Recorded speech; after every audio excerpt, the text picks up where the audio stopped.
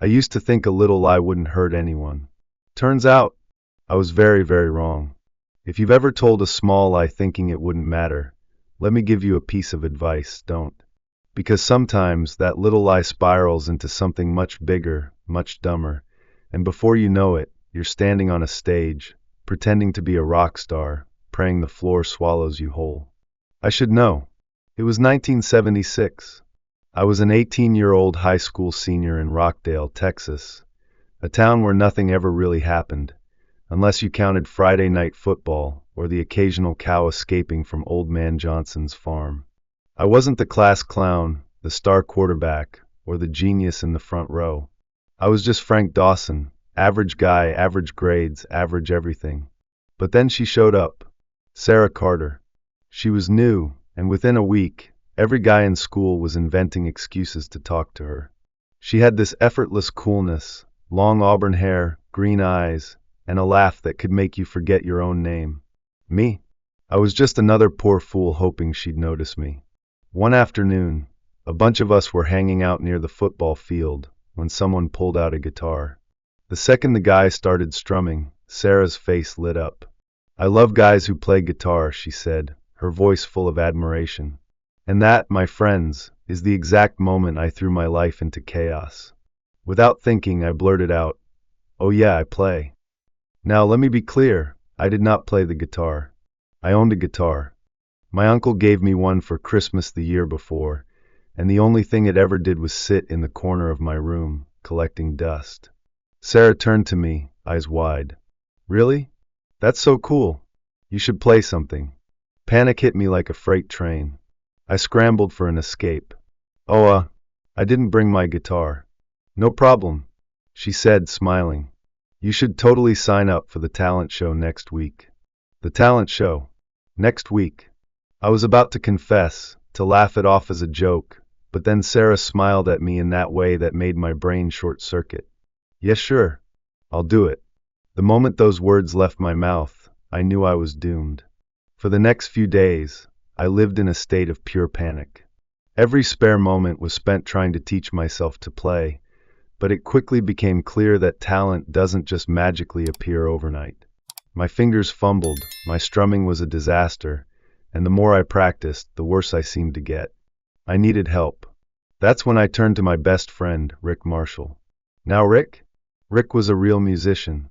He could pick up any instrument and make it sound like he was born playing it. When I told him what I'd done, he stared at me for a long moment, then burst out laughing so hard he nearly fell out of his chair. "You?" he gasped between wheezes. "Playing guitar? On stage? I need a plan, Rick. Help me." And that's how we came up with what I thought was a genius idea.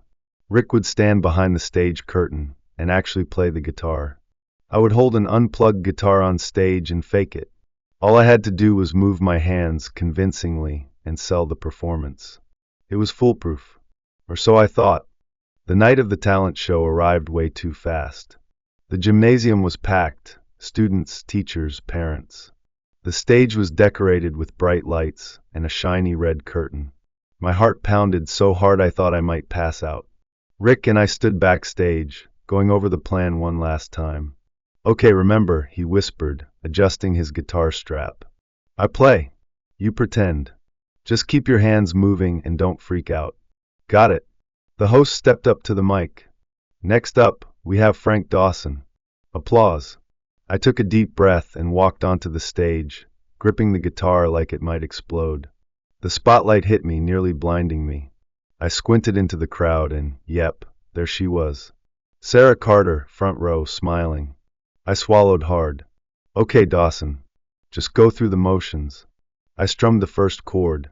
Or rather, Rick did from behind the curtain. And for the first few seconds, everything was perfect. The sound was flawless, the audience was into it, and I started to believe maybe, just maybe, I could actually pull this off. Then disaster struck. Halfway through the song, Rick's guitar string snapped. The music stopped. Silence. Every head in the audience turned to me. They were waiting for me to play. My hands froze. My brain went blank. I panicked. And in my panic, I did the only thing I could think of. I started singing. Now let me tell you something. I am not a singer. My voice sounds like a goose that got stuck in a wind tunnel. But my survival instincts took over, and before I could stop myself, I was belting out an off-key, painful rendition of Take It Easy by the Eagles. The audience was stunned. Some people exchanged confused glances. Others bit their lips, trying not to laugh. Sarah? Oh, she was definitely laughing. But not in a good way. More in a this is so bad it's kind of impressive way. Meanwhile, backstage, I could hear Rick absolutely losing it. He was wheezing, probably rolling on the floor. I somehow made it to the end of the song, barely. The gymnasium erupted in applause. But not the kind that says, wow, that was amazing. More like the kind you give to a toddler who just managed to tie his shoes. I took a dramatic bow, my face burning with shame, and bolted off the stage. Backstage, Rick was doubled over, laughing so hard he had tears streaming down his face. Dawson, oh my God, you sounded like a dying cow. I groaned. I hate you. No man, this was incredible. You just made history. I didn't know it yet, but Rick was right. That night did make history. Just not in the way I hoped. And little did I know, my tiny lie wasn't done haunting me yet. If I thought my humiliation would end after the talent show, I was dead wrong. The next morning, I walked into school hoping, praying, that maybe, just maybe, everyone had moved on. Maybe some other scandal had stolen the spotlight. Maybe the lunch lady had finally snapped and started throwing mashed potatoes at students. Nope. The moment I stepped through the front doors, a slow, sarcastic round of applause began. A few students even stood up and bowed. Then, from the back of the hallway, someone yelled, "Encore Dawson! Give us another hit single." Laughter exploded all around me. I groaned and shoved my way through the crowd, keeping my head down. Maybe if I moved fast enough, I could disappear before.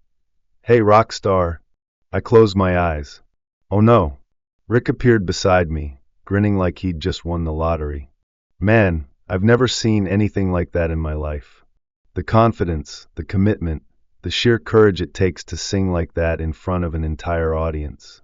I hate you, I muttered, slamming my locker shut. Nah, you love me, he said, slapping a hand on my shoulder. But listen, I got some news. You're gonna want to hear this. Unless it involves you moving to another state, so I never have to see you again, I'm not interested. Oh, trust me you are, he said, barely able to contain his excitement. Principal Turner wants to see you. Right now. I froze. Wait. Turner? As in the principal? Rick nodded. Why? Am I in trouble? No idea. But whatever it is, it's gonna be hilarious. I dragged my feet all the way to Principal Turner's office, convinced I was about to be expelled for crimes against music. I knocked hesitantly. Come in. I stepped inside, bracing for impact. But instead of anger, Turner was smiling. Frank, he said warmly. Have a seat. That was never a good sign. Sir? I just wanted to say, your performance last night was spectacular. I blinked. Sir, with all due respect, were we at the same talent show? It was unique. It had personality. It got people talking. Turner leaned forward. And that's exactly why I'd like you to perform again. At graduation. Silence. My brain completely short-circuited. I'm sorry what? You'd be the perfect addition to the ceremony. Just think, one last song to send off your fellow classmates. I opened my mouth. Closed it. Opened it again. Sir, I won't take no for an answer. This will be a graduation no one will ever forget. Oh, it definitely wouldn't be forgotten. But probably not for the reasons he thought. Before I knew it, I was nodding. Sure? And just like that, I had signed up for yet another public humiliation. Rick was waiting for me outside the office. The second he saw my face, he grinned. Well, what happened? I exhaled slowly. I just agreed to sing at graduation. Rick choked on his drink. You what? Kill me now. Graduation day arrived way too fast. The football field was packed, hundreds of students, parents, teachers. The stage was set. The microphone was waiting. And there I was, sweating like a man about to face a firing squad. Rick stood beside me, barely holding in his laughter. Frank, buddy, you got this. No, I don't, I hissed. Why did I agree to this? Why? Because you love to suffer, he said cheerfully. Principal Turner stepped up to the mic. And now, to send us off with a song. Frank Dawson. Applause. I swallowed hard and walked onto the stage, gripping the microphone like a lifeline. Okay, just get through this. No disasters. No surprises. Then I spotted someone in the crowd. Sarah Carter. She was sitting front row, grinning at me. I had two choices. 1. Fake a sudden illness and flee. 2. Actually try. For reasons I still don't understand, I went with option number 2. I took a deep breath and started singing. And you know what? It wasn't that bad. I wasn't great. I still sounded like a goose with a head cold. But this time I actually tried. And when I finished, the audience actually clapped. Like real applause. Sarah, she was clapping too. It wasn't a standing ovation, but hey, progress. Afterward, as I stepped off the stage, Rick grabbed my shoulder. Dawson, that was almost not terrible. Don't ever make me do this again, I groaned. Oh, don't worry, he said, smirking. You'll pay me back in other ways. I had no idea what he meant. But I was about to find out. Fast forward 40 years. I was living a quiet life, running my own business, when one day, I got a Facebook friend request from Rick. We hadn't talked in ages, so I accepted. His first message? Hey, you still play guitar? I stared at the screen. Oh no. I replied, about that. Rick sent back a laughing emoji. Then another message. I've got a story for you. Call me. Curious, I picked up the phone. Frank, he said, do you remember how you tricked everyone into thinking you could play guitar? Unfortunately, yes, I groaned. Well, guess what? That little stunt got me banned from every school music event after that. Principal Turner thought I intentionally sabotaged the talent show to humiliate you. Silence. Then I burst out laughing. Rick, I am so sorry. Oh, you will be, he said. Because you're going to make it up to me. How? I've got a gig at a bar next weekend. Small crowd, nothing crazy. But I need a backup singer. You in? I froze. You're joking. Nope. Rick, I can't sing. You already did it twice in front of an entire school. What's a few drunk strangers? I sighed. Fine. But if I embarrass myself again, I'm blaming you. Deal. And just like that, history repeated itself. So what's the lesson here? Well, for one, don't lie. Trust me, it'll come back to bite you. But more importantly, sometimes the dumbest, most embarrassing moments of your life make the best stories.